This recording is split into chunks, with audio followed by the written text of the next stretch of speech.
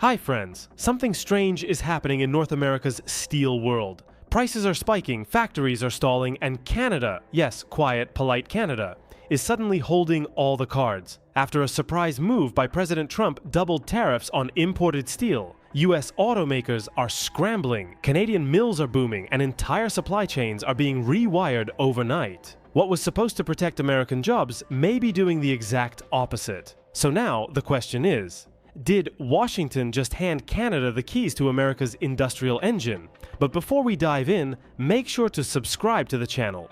We bring you the most urgent global updates, exclusive conflict insights, and accurate forecasts you won't find elsewhere. On June 4th, 2025, a single decision out of the White House set off a chain reaction. President Trump signed an executive order doubling tariffs on imported steel and aluminum, sending the rate to a punishing 50%. Within hours, Canadian mills halted outbound shipments. The fallout was instant. Detroit's factories fell silent, robot arms froze mid-motion, and night shift workers saw their paychecks suspended. But while the Motor City stumbled, Canada surged. Steel plants in Hamilton reignited, glowing like industrial beacons in the night.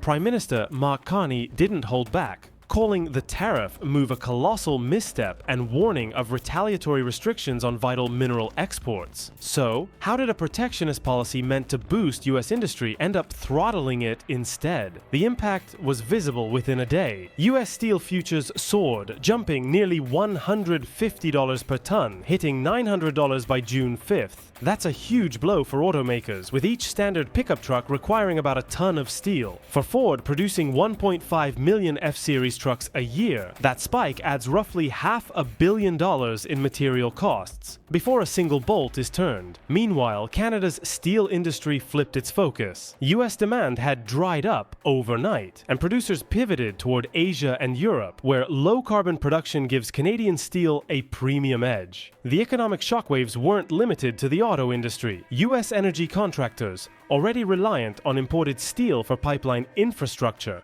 were hit hard when Ottawa slashed quotas for foreign-made pipe and tube steel. Alberta, Saskatchewan, and Ontario moved quickly, signing an agreement mandating locally produced steel for all new resource projects. US pipe mills were effectively shut out of billions in contracts. Back in the States, labor markets showed early signs of stress. Michigan's unemployment rate ticked up to 5.4%, the highest in the nation, while Ford slashed forecasts and paused key production lines. Capitol Hill responded with urgency. A bipartisan group of senators traveled to Ottawa, urging Carney to lift what they called a metal blockade. But Canada stayed firm, hinting instead at even tighter controls. At the heart of Canada's confidence is its clean energy grid. Ontario's steel mills are already powered mostly by hydro and nuclear energy, giving them a significant carbon advantage. That's critical with the EU's carbon border tax cbam coming into force in 2026. While US steel plants still rely heavily on coal, Canada's producers are poised to ship tariff-free into Europe, where buyers now favor low-emission metals. The Trudeau government seized the moment, launching a $1 billion investment fund to modernize Canada's steel sector with electric arc and hydrogen furnaces. Companies like ArcelorMittal Dofasco in Hamilton are already breaking ground on upgrades that will cut emissions by millions of tons annually, while slashing costs once gas prices stabilize. All of this adds up to a stark geopolitical shift. Canada now controls the spigot for North America's most strategic industrial input. Every railcar of steel that once headed to Detroit now travels east to Rotterdam or south to Asia,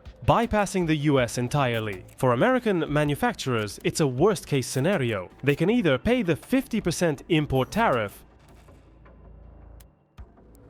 or absorb the EU's carbon surcharge. Either way, margins shrink, competitiveness erodes, and layoffs loom. And with new US steel mills still years from breaking ground, there's no quick fix. Even Europe's climate policy is playing into Canada's hands. With carbon costs nearing $90 per ton, Canadian coal, already greener than most, can slide past the cbam gate. US steel, by contrast, may soon face a double penalty, taxed at home and abroad. The bottom line? A trade policy designed to protect US jobs is now outsourcing demand, stalling production lines and boosting foreign competitors. Meanwhile, Canada is quietly using clean energy and smart diplomacy to seize the high ground in a global industrial realignment. And the clock is ticking. Washington can still renegotiate, but the world isn't waiting. The pain is not confined to automakers and oil drillers. Across the American industrial heartland, the effects of the steel squeeze are cascading into downstream sectors: construction, infrastructure, appliances. Contractors in Ohio are delaying bridge retrofits. Equipment manufacturers in Indiana are shelving expansion plans. And for small businesses,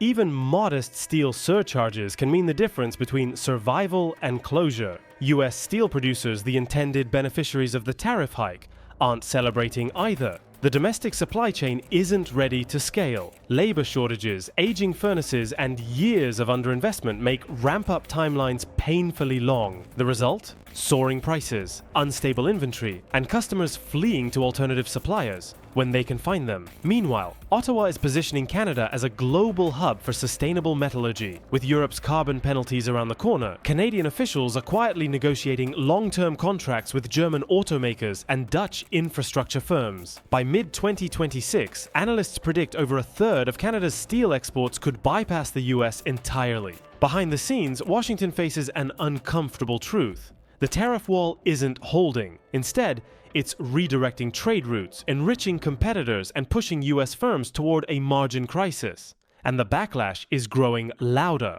Industry groups, labor unions, and state officials are pressuring the administration to reconsider the strategy, or at least exempt critical imports from close allies. Even inside the Beltway, the political optics are shifting. What began as a patriotic push to buy American is starting to look like economic self-sabotage. Senators from both parties are beginning to frame the tariff fallout as a national competitiveness issue, not just a trade policy misstep. And with Michigan, Ohio, and Pennsylvania gearing up for another high-stakes election cycle, the stakes couldn't be higher. A turning point for US industrial policy. The deeper issue is systemic. While Canada and the EU are tying industrial strategy to clean energy, carbon efficiency, and long-term competitiveness, the US is stuck fighting yesterday's battles, using blunt tools like tariffs to solve nuanced modern problems. Economists warn that unless America embraces cleaner steel technologies, updates its aging infrastructure, and builds resilient regional supply chains, it risks falling behind not just Canada and Europe,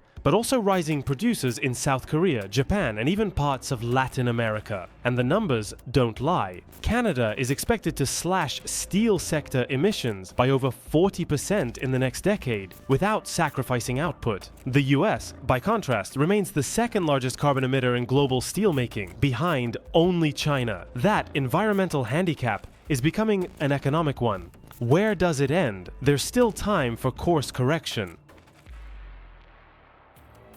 Washington could negotiate a bilateral carbon agreement with Ottawa, offering tariff relief in exchange for alignment on climate-based trade rules. It could invest in domestic green steel facilities, perhaps even partnering with Canadian firms already ahead on the tech curve. Or it could double down on protectionism, isolate itself further, and hope that market forces somehow reverse course. But hope is not a strategy. And in the meantime, American industries are paying the price. Higher costs, shrinking exports, and lost influence in a decarbonizing global economy. The steel crisis of 2025 may ultimately be remembered, not for the tariffs themselves, but for what they revealed. A race toward the future where clean energy, strategic alliances, and industrial innovation now matter more than borders or slogans. In Beijing, the response was colder, more calculated. China, investing billions in regional infrastructure, simply called for de-escalation. But make no mistake, they're watching closely. If you want to stay ahead of the curve with real-time updates, in-depth analysis, and expert insights on global flashpoints like this one, make sure to subscribe. This is just the beginning.